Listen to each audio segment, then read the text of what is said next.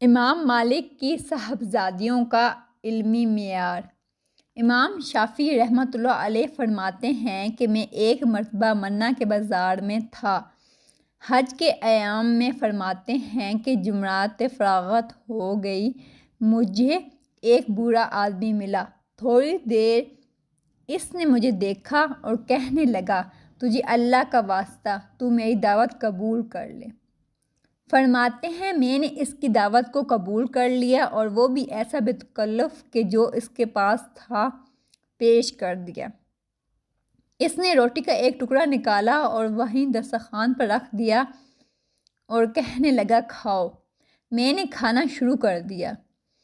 وہ مجھے دیکھتا رہا اور کہنے لگا، مجھے ڈر لگتا ہے کہ تو قریشی ہے۔ میں نے کہا، ہاں، لیکن تجھے کیسے پتہ چلا؟ اس نے کہا، یہ قریشی دعوت دینے میں بھی بے تکلف ہوتے ہیں اور قبول کرنے میں بھی۔ پھر باتیں کرتے رہے، مجھے پتہ چلا یہ مدینے سے آیا ہے۔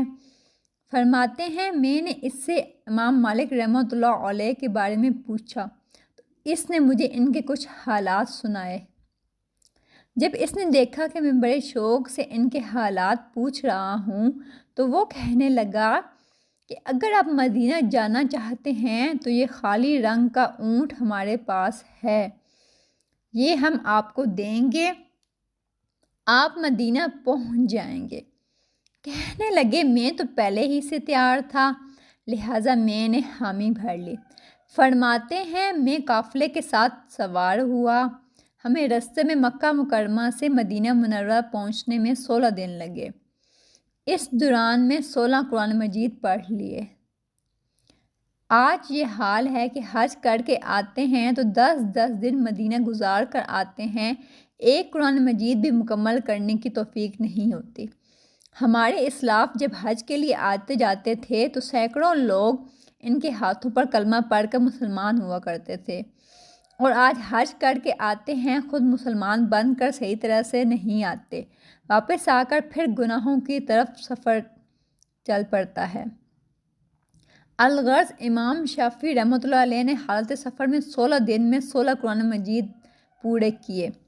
فرماتے ہیں جب ہم مسجد نبوی میں پہنچے تو نماز کے بعد میں نے دیکھا کہ ایک آدمی اونچے قد کا ہے، اس نے ایک تہبند باندھا ہے اور ایک چادر لپٹی ہوئی ہے۔ وہ ایک اونچی جگہ بیٹھ گیا اور کہنے لگا، قال رسول اللہ صلی اللہ علیہ وآلہ وسلم، اور لوگ اس کے ارد گرد بیٹھ گئے۔ تو میں سمجھ گیا یہی امام مالک رحمۃ اللہ علیہ ہوں گے۔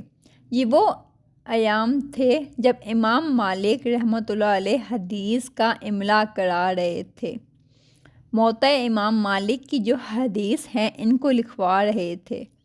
میں نے ایک ٹنکا اٹھا لیا اور دل میں یہ سوچا کہ یہ میرا قلم ہے، اور ہاتھ سامنے کر لیا اور سوچا کہ یہ میری کاپی ہے، اور میں نے اپنی زبان سے اس ٹنکے کو لگا کر جیسے میں اس کو سیاہی لگا رہا ہوں ہتھیلی پر لکھنا شروع کر دیا۔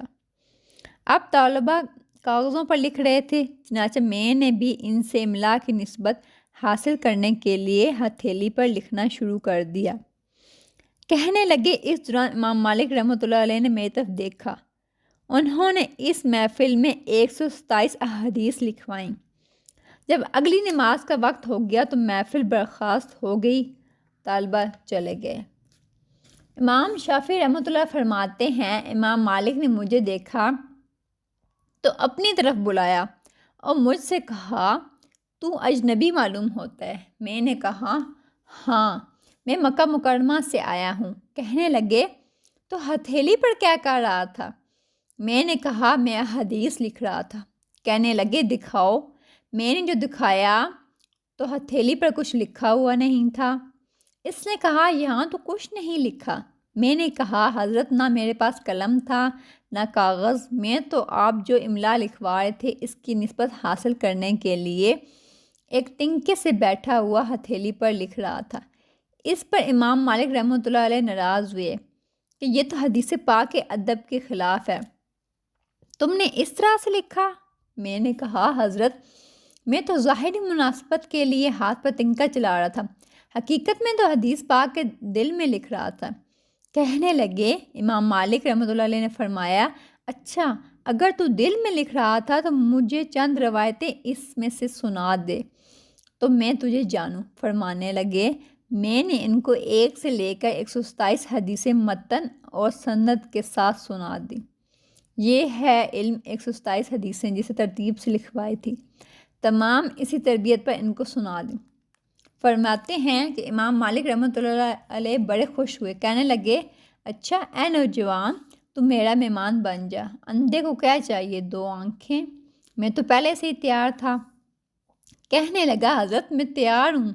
امام مالک رحمۃ اللہ علیہ گھر تشریف لے گئے۔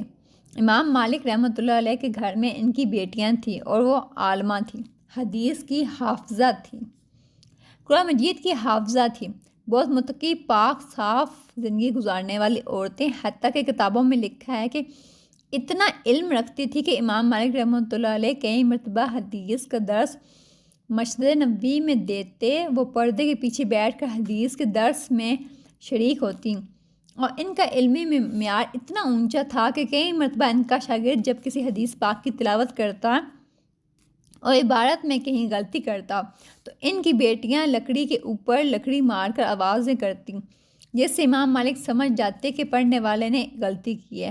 آپ نے جا کر گھر میں بتایا کہ آج ایک عالم آ رہا ہے، وہ بڑے دانا ہیں اور بڑے علم کا شوق ہے۔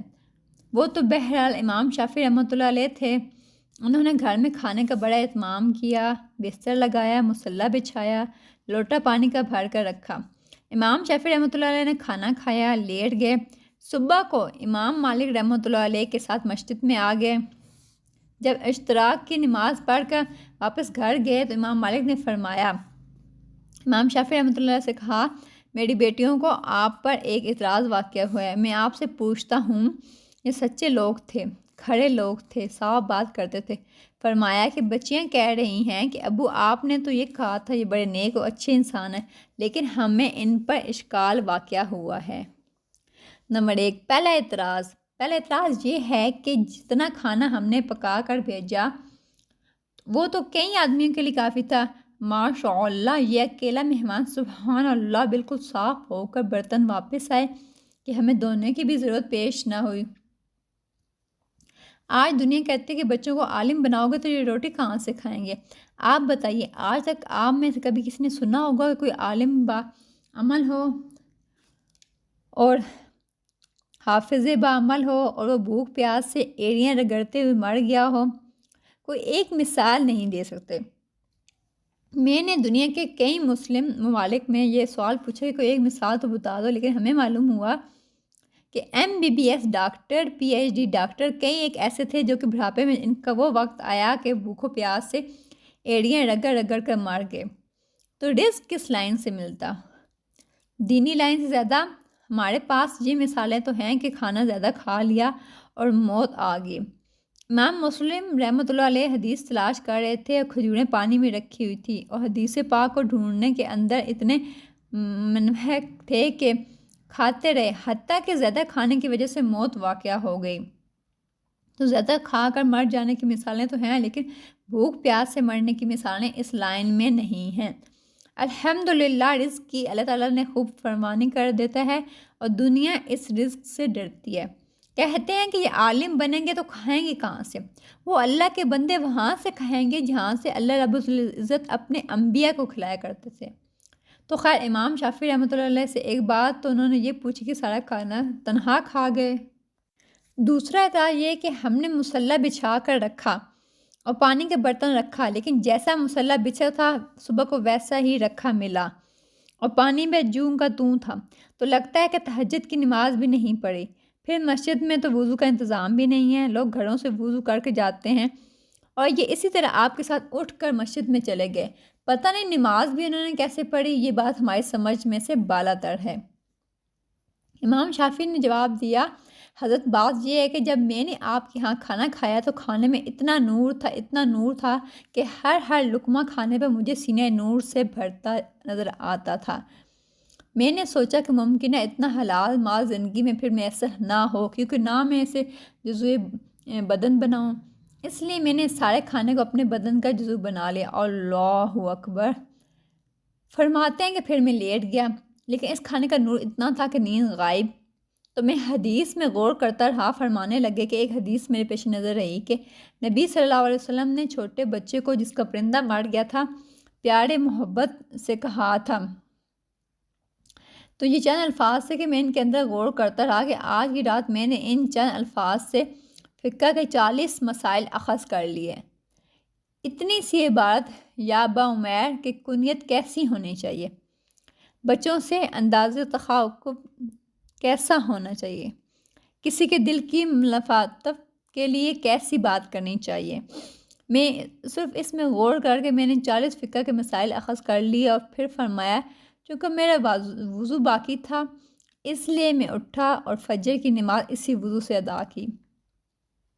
ہمارے اسلاف کا یہ حال تھا، تو سب سے پہلا قدم علم حاصل کرنا ہے اور دوسرا قدم اس علم کے اوپر عمل کرنا ہے، لیکن عمل کرنے کے ساتھ کام ختم نہیں ہوتا، ایک قدم اور اٹھانا ضروری ہے، اس کو کہتے ہیں اخلاص پیدا کرنا۔